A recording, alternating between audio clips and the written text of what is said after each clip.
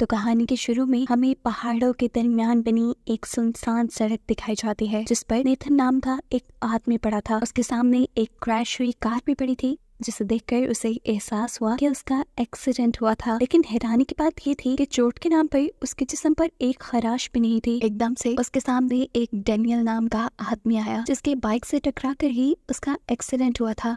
Nathan देखता है कि डेनियल को भी एक खराश तक नहीं है। डेनियल ने नेथन से पूछा, तुम्हें याद है तुम गाड़ी से कब निकले? तब उसे एहसास हुआ कि उसे तो कुछ याद नहीं। डेनियल अब उससे कहता है, मुझे लग रहा है हम मर चुके हैं और ये हमारी सोल्स आपस में बातें कर रही हैं। नेथन ये बात मानने को तैयार नहीं था। वो तेजी से अपनी गाड़ी के पास जाता है, जहाँ उसे अपनी लाश दिखाई देती है। इसे देखकर वो बुरी तरह डर गया। उसे ये भी यकीन आ गया था कि वो मर चुका है और अब उसे अपने बच्चों की और अपने दोस्तों की फिक्र हो रही थी। डेनियल को भी अपनी फैमिली की, अपने बीवी और बच्चों की फिक्र थी। जैसे ही उसने बीवी का नाम लिया तो उसके दिमाग में आया कि नेथन ने अपनी बीवी का नाम नहीं लिया। इतनी देर में यहाँ पर एक कार आई। नेथन उस कार के ड्राइवर को रोकता है और उससे बात करने की कोशिश करता है, लेकिन कार का ड्राइवर उसे सुन नहीं सकता था, क्योंकि वो एक सोल थी। वो ड्राइवर तो असल में सामने नेथन की क्रैश हुई गाड़ी को देखकर रुका था। वो अब नेथन को चेक करता है, जो मर चुका था। इसीलिए वो नेथन का वॉलेट लेता है और यहाँ से चला जाता है। अपनी डेड बॉडी देखकर नेथन को भी यकीन आ चुका था कि वो मर चुका है और अब वो पैनिक हो रहा था, क्योंकि वो जानता था अब मरने के बाद उसे उसकी गुनाहों की सजा मिलेगी। और उसका गुनाह था कि उसने अपनी वाइफ का मर्डर किया था।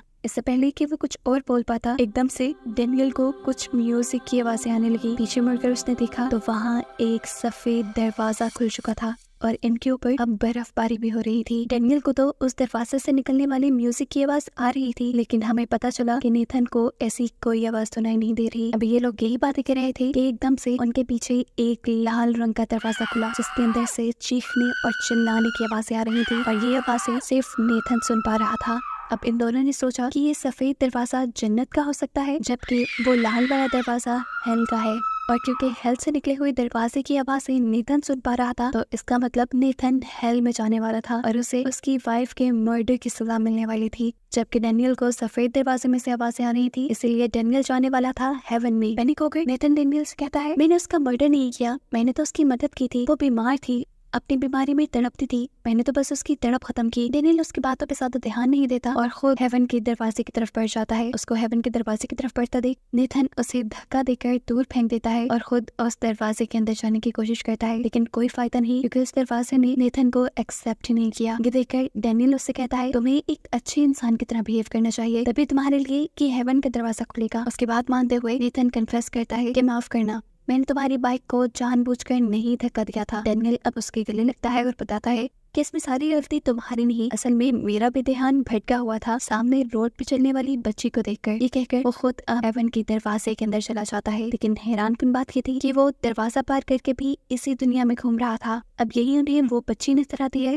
जिसको देखकर डेनियल डिस्ट्रैक्ट हुआ था, और अगर वो बच्ची इन दोनों से बात कर पा रही थी तो साफ मतलब था कि वो भी मर चुकी है। वो उस छोटी बच्ची से पूछते हैं कि तुम यहाँ कैसे आई? तब वो बच्ची बताती है कि किसी ने मुझे बाइक से टक्कर मार दी थी। और अब डेनियल भी एक्सेप्ट करता है कि वो बाइक चलाते हुए नशे में था और ये सब उसकी वजह से हुआ है। अब नेथन उसे कहता है, जाओ फिर तुम उस सफेद दरवाजे के अंदर चली जाओ। ये सुनकर वो लड़की जोर जोर से चिल्लाने लग जाती है, क्योंकि उसे इन दोनों से डर लग रहा था। इनके लाख मना करने पर भी जब वो चिल्लाना बंद नहीं करती तो डेनियल उसे उठा के उस सफेद हेवन वाले दरवाजे में फेंक देता है, जिसके बाद वो लड़की भी गायब हो गई और वो दरवाजा भी गायब हो गया। अब सिर्फ यहाँ जहन्नुम यानी हेल का ही दरवाजा बचा था। इसका मतलब था कि इन दोनों को हेल में जाना था। नेथन अंदर जाने से डर रहा था, वो यहाँ पे भी चालाकी करता है और पाँव मारकर डेनियल को पहले इस दरवाजे के अंदर भेज देता है और फिर गॉड से कहने लगता है, मैंने कुछ बुरा नहीं किया, मैंने अपनी वाइफ का मर्डर नहीं किया, मैंने बस अच्छाई के लिए उसे मारा था। उसको ऐसी बातें कहता देखकर एकदम से यहाँ बहुत बड़ा सा मॉन्स्टर नजर आता है। ये धुएं से बना हुआ मॉन्स्टर अब बस नेथन को खाने ही वाला था, लेकिन नेथन उससे डरकर खुद ब खुद उस जहन्नुम के दरवाजे के अंदर चला गया। हेल के अंदर बहुत सारी सोल्स ऐसे ही जमीन पर भटक रही थी। इन्हीं बहुत सारी सोल्स में उसे एक बच्चे की भी सोल नजर आई, जिसे देखकर वो हैरान हो गया। वो इस बच्ची की सोल को टच करता है तो उसे इस बच्ची की लाइफ दिखने लग जाती है। इस बच्ची को असल में दुनिया के अंदर कुछ खौफनाक चीजें नजर आती थी, जिससे वो हमेशा डरती थी। उसकी मॉम को लगता था कि वो बच्ची बीमार है, वो उसका इलाज करवाना चाहती थी, जबकि उसके डैड को लगता था कि वो बच्ची उनके लिए खतरा है, इसलिए वो दोनों हर वक्त लड़ते रहते थे। अभी भी उसके मॉम डैड बहस कर रहे थे। उनको इग्नोर करते हुए वो किचन में जाती है और ब्रेड पर जैम लगाना शुरू कर देती है, वो भी बहुत ही अजीब तरीके से। उसे चाकू चलाते हुए बहुत ही मजा आ रहा था। इस सब के बाद हम उस बच्ची को उसकी थेरेपिस्ट के पास देखते हैं। थेरेपिस्ट को उस बच्ची ने बताया कि मुझे अपनी बहन को तंग करना, उसे पेंसिल चुभाना बहुत अच्छा लगता है, साथ ही साथ चाकू से खेलना भी, और उसे अपने माँ बाप को तंग करना भी पसंद है। वो बताती है कि मैं अपने मॉम डैड को चोट पे पहुंचाना चाहती हूँ। अगले सीन में हमें इस बच्ची को डाइनिंग टेबल पर बैठा दिखाया जाता है। वो जोर जोर से नाश्ते के लिए चिल्ला रही थी, लेकिन कोई भी उसकी आवाज सुनकर नहीं आया। फिर वो खुद उठकर चली गई और जब वो वापस आई तो उसके हाथ में सीरियल का एक बॉल था और साथ ही उसके कपड़ों पर खून के निशान भी लगे थे। कैमरा जब जमीन पे फोकस किया जाता है तो हमें देखने को मिला वहाँ जमीन पर इस बच्ची के पेरेंट्स की लाश थी। मतलब इस बच्ची ने अपने पेरेंट्स को मार डाला। बाहु मार कर ये बच्ची चेक करती है कि क्या उसके माँ बाप सच में मर गए, और जब उसे ये यकीन आ जाता है तो वो अपनी मॉम की गाल पे गुड बाय किस करती है और फिर दोबारा से अपना जैम सैंडविच बनाकर अपनी बेसमेंट में चली जाती है, जहाँ उसका एक दोस्त रहा करता था। उसका ये दोस्त दिखने में काफी डरावना था। उसका नाम टॉनी था। ये कोई अजीब सी क्रिएचर थी।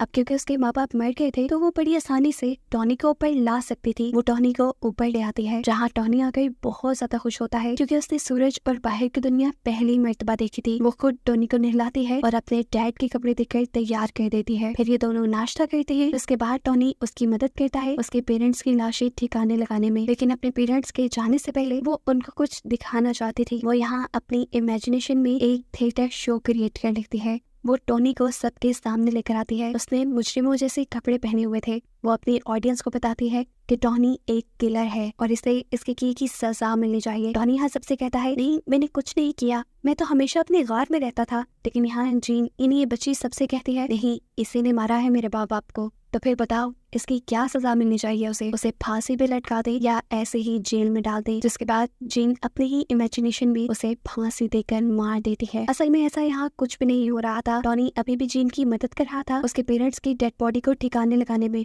जबकि जीन बेड के ऊपर चढ़कर खेल रही थी, जिस बेड के नीचे उसकी मॉम की डेड बॉडी थी। इसके बाद टॉनी शीशे के पास खड़ा होता है तो पता चलता है कि वो तो अपने आप को शीशे में देख नहीं पा रहा था। साफ मतलब था कि टॉनी सिर्फ जीन की इमेजिनेशन में था, वो सच में एक्सिस्ट नहीं करता था। और इससे हमें ये भी अंदाजा हो गया कि जीन ने खुद अपने मॉम डैड को मारा है और इल्जाम वो बार बार टॉनी पर लगाती है। अगले दिन टॉनी और जीन बैठकर जब नाश्ता कर रहे थे तभी दरवाजे पे नॉक हुई। जीन चेक करने के लिए गई तो वहाँ एक पोस्टमैन था जिसे डिलीवरी देने के लिए किसी बड़े आदमी की जरूरत थी। वो पूरे घर में शोर मचाती है, टॉनी टॉनी, लेकिन टॉनी उसे कहीं नहीं मिलता। आखिर वो डिलीवरी मैन ही चला जाता है। इस डिलीवरी मैन के जाने के बाद उसे टॉनी मिल भी गया उसी कमरे में जिस कमरे में उसने अपने पेरेंट्स की डेड बॉडी को छुपाया था। वहां जाकर उसने देखा कि टॉनी उसके पेरेंट्स की डेड बॉडी खा रहा है। इसके बाद अगले सीन में हमें जीन के खिलौनों को जलता हुआ दिखाया जाता है, जो भी जीन नहीं जलाए होंगे। इसके बाद वो अपनी बहन के पास गई और उसने अपनी बहन से कहा, चलो टॉनी को भूख लगी है। वो अपनी छोटी बहन को लेकर किचन में चली गई और उसे ओवन में बिठाकर उसने ओवन जला दिया। जिसके बाद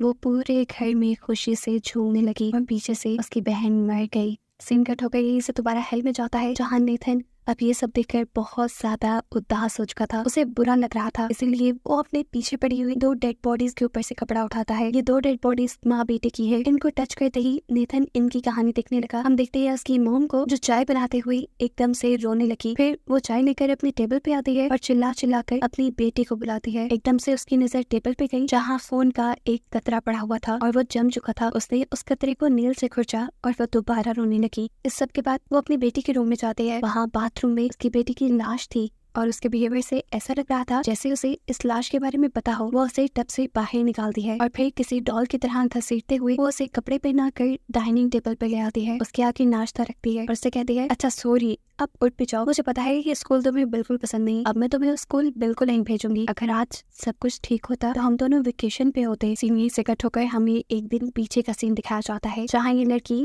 वॉशरूम में नहा रही थी। उसके मॉम से आकर कहती है, जल्दी तैयार हो जाओ, रोज रोज स्कूल के लिए लेट नहीं हो सकते। लड़की भी तैयार होकर डाइनिंग टेबल पर आ जाती है और मॉम से कहती है, मॉम मुझे स्कूल नहीं जाना, मुझे वो स्कूल बिल्कुल पसंद नहीं, वहाँ पर सब मुझे बुली करते हैं। टेबल पर बैठे हुए उसके हाथ में एक चाकू था जो गलती से उसकी फिंगर पर लग गया और खून उसने टेबल पे लगा दिया। यही जमा हुआ खून तो पिछले सीन में उसकी मॉम ने टेबल से उतारा था। खैर, यहाँ हमें दिखाया जाता है कि वो दोनों दोबारा बहस कर रही है। उसकी बेटी स्कूल नहीं जाना चाहती, जबकि वो अपनी बेटी से कहती है अरे कुछ नहीं होता, नया स्कूल है, दोस्त बनाने में वक्त लगता है। लेकिन उसकी बेटी स्कूल छोड़ना चाहती थी। सीन्स अब दोबारा प्रेजेंट में आए, जहाँ उसकी मॉम ने उसे व्हील चेयर पर बिठाया और उसे कहा चलो आज हम वेकेशंस पे जा रहे हैं। वो उसे लेकर बाहर जाने ही वाली थी कि अचानक उसका मोबाइल बजने लगा और फिर दरवाजे पे भी नॉक हुआ। उसने दरवाजा खोला तो हैरानकुन बात ये थी कि दरवाजे के सामने एक वॉल थी। थोड़ी देर में उसे होश आया और उसे पता चला ये एक वॉल नहीं है, बल्कि उसके सामने उसकी नेबर खड़ी है जो उसे होश में लाने की कोशिश कर रही थी। घबरा कर अब वो अपनी नेबर को जवाब देती है असल में हम वेकेशन पे जा रहे हैं। नेबर को उसका ये बिहेवियर काफी अजीब लग रहा था, इसलिए नेबर उसे जबरदस्ती साइड करते हुए घर के अंदर आ जाती है, जहाँ उसे उसकी बेटी की डेड बॉडी दिखी।